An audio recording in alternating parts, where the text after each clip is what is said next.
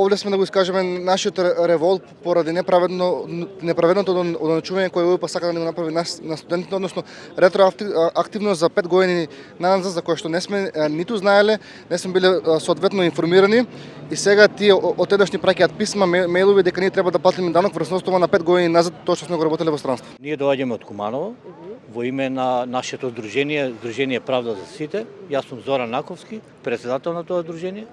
Тука сме дојдени со дел од колегите од Тетово, од Гостивар, студентите.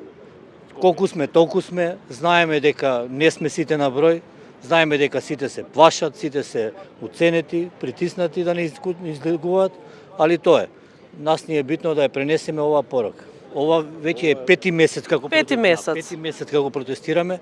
Ова ни е 20 протест, 15 протести направивме во Куманово, 4 во Тетово и ова е прв пат во Скопје. Така да затоа и протестираме за тој данок што ни го бараат за ретроактивен данок од пред 5 години за 2020 година. Што е незаконски донесен. Имамо докази, имамо све, фирма е земала од Ирак, донела е УЈП и дале не стиза ништо, и дале немамо никакво известување.